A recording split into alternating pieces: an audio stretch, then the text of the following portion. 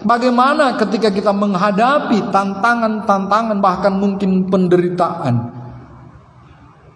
Apa yang harus kita lakukan dengan meneladani apa yang Yesus telah lewati di padang gurun?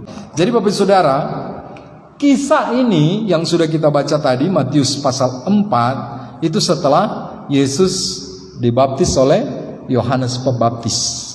Roh Kudus turun ke atas Yesus dan terdengar suara, "Inilah anakku yang kukasihi, kepadanyalah aku berkenan." Setelah itu, setelah Yesus dibaptis, setelah Yesus kemudian mendapat penyataan bahwa dia adalah anak Allah yang dikasihi oleh Bapa, dia dibawa ke padang gurun untuk dicobai iblis.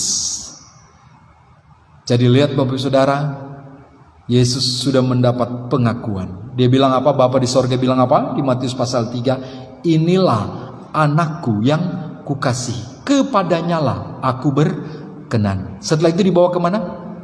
Ke padang gurun. Berpuasa 40 hari 40 malam. Kemudian mengalami godaan dari si jahat.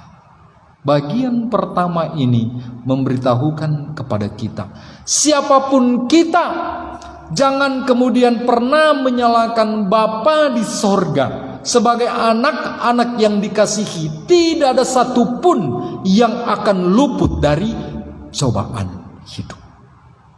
Jangan kemudian berkata, Tuhan berkata mengasihi saya, tetapi kenapa saya harus mengalami cobaan ini? Mengapa harus mengalami penderitaan ini? Itu keliru. Bapa yang baik di dalam konsep kita manusia terkadang keliru. Kalau kita berkata, orang-orang seringkali berkata, kalau dia baik, dia pasti akan memberikan semua yang kita butuhkan. Itu yang konsep kita baik. Ketika apa yang kita inginkan tidak terpenuhi, kita berkata dia baik atau tidak? Halo? Tidak baik. Tapi terkadang hal-hal yang kita tidak dapatkan pada waktu itu merupakan kebaikan kita untuk masa depan yang lebih baik lagi. Ya, oke. Itu bagian yang pertama yang harus kita ingat Bapak Saudara. Kebaikan Bapa itu jangan dilihat untuk saat ini saja, tetapi di dalam jangka panjang. Ya. Apa yang Yesus alami itu ada 3 jenis godaan. Dan bagaimana Yesus merespon, kiranya menjadi keteladanan bagi kita. Godaan pertama, iblis berkata, "Jika engkau anak Allah, perintahkanlah supaya batu-batu ini menjadi roti." Yesus sudah berpuasa berapa lama? 40 hari 40 malam, tidak makan, tidak minum. Lapar kira-kira enggak? Lapar enggak? Ya, enggak tahu ya Roy, nak makan 1 hari marah nak sama mama? Marah. Betul ya? Ada yang pernah puasa 3 hari 3 malam sini? Enggak pernah? Oh pernah, Ibu Lasma pernah, saya juga pernah. Mimpinya itu mimpi apa? Mimpi paha ayam. Tidur kita terbayang-bayang gitu, pokoknya yang makanan saja. Kalau kita tidak berdoa.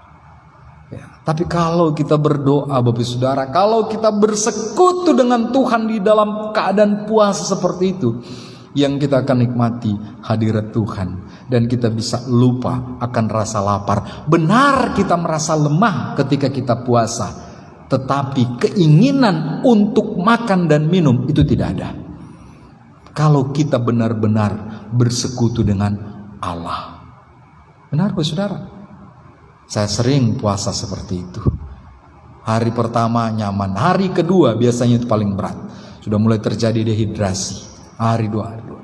Panas badan itu pokoknya sudah nih. Tetapi hari yang ketiga itu sudah mulai beradaptasi lagi. Sudah mulai rasanya itu mau terus-terus puasa saja. Apalagi kalau kita menikmati persekutuan dengan Tuhan. Tetapi kalau tidak, kita puasa tanpa adanya persekutuan dengan Tuhan, jangankan 3 hari, 2 hari, 1 hari saja, ketika perut bunyi krok, yang ada dalam pikiran kita apa? Wah, di mana minuman, di mana makanan, itu terus. Dan kalau pikiran kita sudah terfokus dengan makanan, yakinlah kita nggak akan bisa melanjutkan puasa lagi. Dan ini tantangan dan ini kebutuhan kita, wajar, normal. Ketika kita tidak makan, kita pingin cari makanan. Makanya iblis tahu akan hal ini. Ketika Yesus sudah 40 hari 40 malam tidak makan, tidak minum, datanglah iblis, mau ndak roti ini? Ya, gitu ya. Saya nggak tahu Ibu Lasma sudah berapa lama nggak makan roti ganda. Disalurkan ini roti ganda gitu.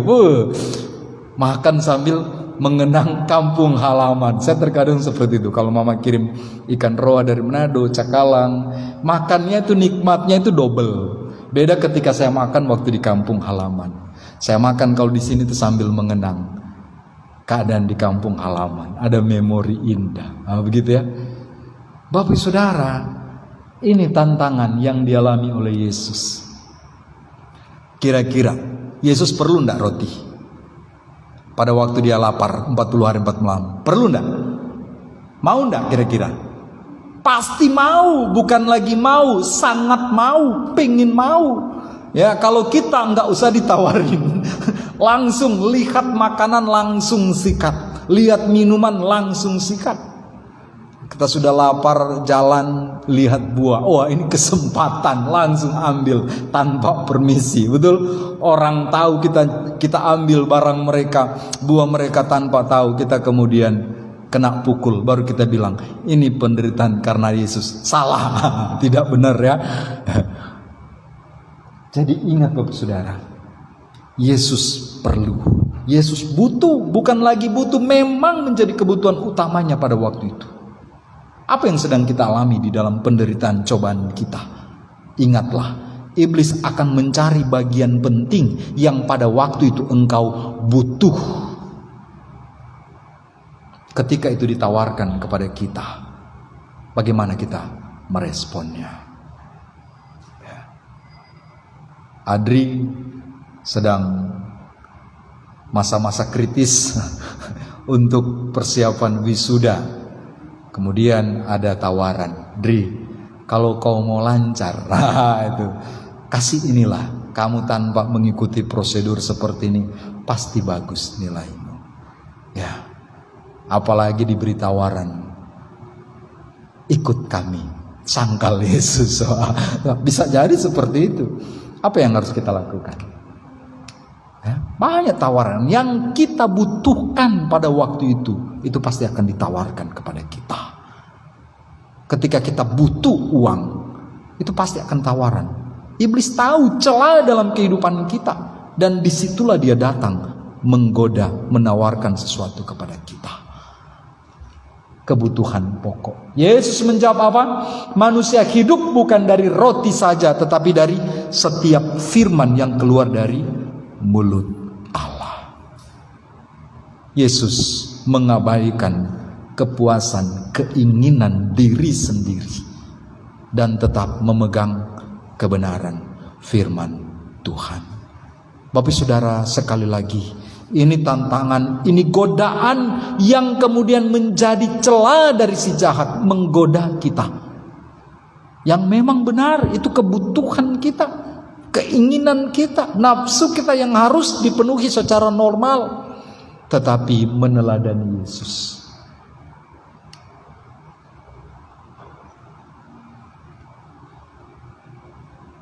Mengabaikan sekedar nafsu keinginan sesaat demi kebenaran firman Tuhan. Amin. Banyak orang yang sering gagal dalam bagian ini, memuaskan keinginan nafsu sebentar saja, mengakibatkan kejatuhan dan kegagalan. Ingat, kegagalan manusia pertama karena apa? Karena ini, nafsu ini ditawarkan, itu buah loh. Akhirnya tak bisa menahan nafsu, buah. Berapa gigitan saya nggak tahu habis atau enggak. Tetapi intinya ketika dia ambil, mulai muncul niat, dia ambil, selesai jatuh di dalam dosa. Oh, itu bagian penting. Jadi ketika muncul godaan ini, ingatlah bagaimana Yesus menghadapinya. Iblis menggoda Yesus menggunakan kuasanya untuk kepentingan pribadi.